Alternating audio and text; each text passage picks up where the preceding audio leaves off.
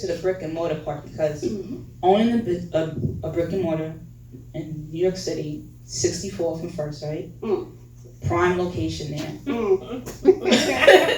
I can feel the hurdles. It was not easy to get there. So I want to ask, were there other locations that you looked at first before you made that decision? Yes. And what was it about that location that you are now that made you say, we're gonna jump? This is the jump we're gonna make. Well, very funny story. That location was the first location we looked at. And that was a location we did not want. Oh, wow. Right. So from there, we searched for about 3 more months. And we actually found the location in Chelsea. Okay. And we put a bid in, and we were getting the ball rolling. The landlord happened to be an attorney. He kind of sent us for a loop. It was very stressful, and he cost us a lot of money with the attorneys. So our attorney said, you know what, girls, just let this place go. And this is our first location. We're so excited. No, we need this. We don't have to do too much work. She said, let it go. We didn't listen. We kept going. And then eventually we dug ourselves deep in a hole before we even got started. Wow. We were about 7,000 in the hole. Ooh. And we didn't even have a store. We just had an idea on paper. Wow. So then we started the process again. We dropped it. We let it go. It just wasn't working out. And then we went back to the first location. And so the reason why we did not want that location was because we're new, we're small, we don't even have that much money to work with. We needed a bathroom on that level. It was supposed to be ADA compliant, and it was too much money. We was like, oh my God, we can't build a bathroom. This is crazy. So then we brainstormed, we consulted with family, and we said, all right, let's give it a shot.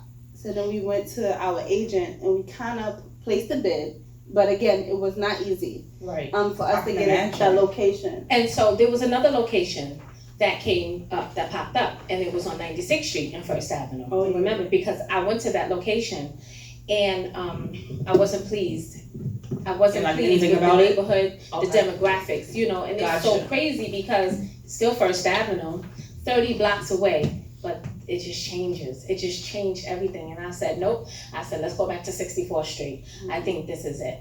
I like the 64th Street. I don't know about the other ones, but the reason why I like it is because the Jackson Hole's not too far from it. So you can spile, eat. Then you have a whole event. Dylan's is down the block. So it's like that you picked the right one. Opened up on Lexington. And 16 handles. Yep. So we were right in the area where all of the children's developments was happening. So it ended up being a great prime location for us, but we was hesitant. You have to open up, build a bathroom. The rent is crazy. So we kind of took a leap of faith. Were there a lot of permits? Oh, there we go. I told y'all about permits, right? Yes. I became a contract manager, okay? And the city is so slow, they take so long. You hire someone affiliated with the contractors to do the work and they just drag their feet, not understanding the demands that we have, the timeline, what we're looking at, and that every day is costing us money. That's the reality. So we need to get this job done ASAP. But it's just like the time frame that they give you is like, what did he say? Maybe 6 weeks, and I think he said something like 6 weeks, and I don't like to put a deadline. And we were like, what? We're running out of time. We gotta open tomorrow. Yes. And for those who don't know, when you open up a brick and mortar and you negotiate, getting a space, the landlord will negotiate free time.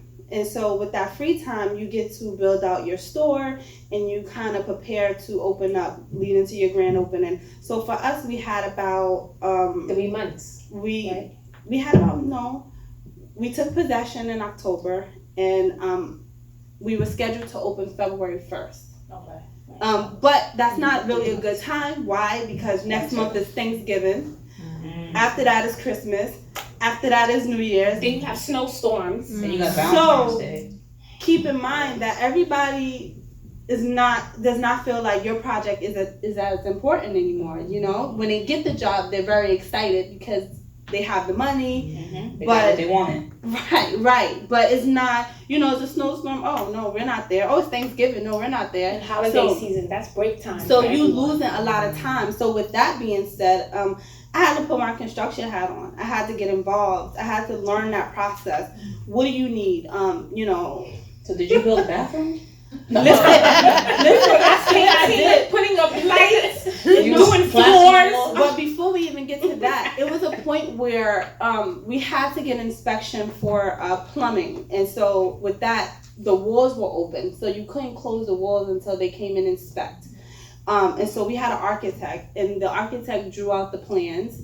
And so all of your team have to work together, from your plumber, your architect, your contractor, your electrician, and your HVAC guy.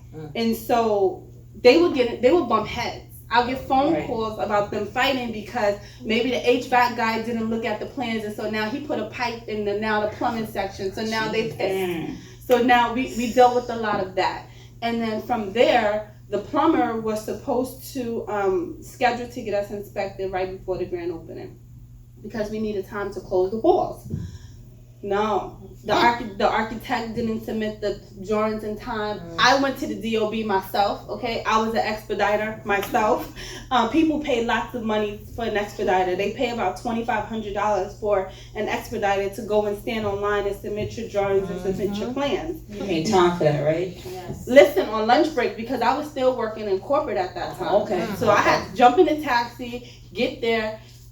The lady was so helpful. She had to help me figure this out because, again, I'm new. The architect told me he filed the plans. Come to find out, his check didn't go through, so they didn't even process it. It was crazy, that whole process. Finally, I got it to work, and from there, they needed me to schedule. Now, I called to get our appointment scheduled, and of course, oh no, ma'am, you can't schedule it. The plumber has to call and schedule it. I said, what? So I'm in the cab, phone dying, had to call a plumber. They said, no, the plumber has to call us. You can't call on three-way. Had to tell them, please, when I hang up, please call them. It was a full process. And this was something that I'll never forget. And so word of advice is when you start a project, be hands-on, know what's going on. It's new, but it doesn't take, very long to learn, to read, to Google.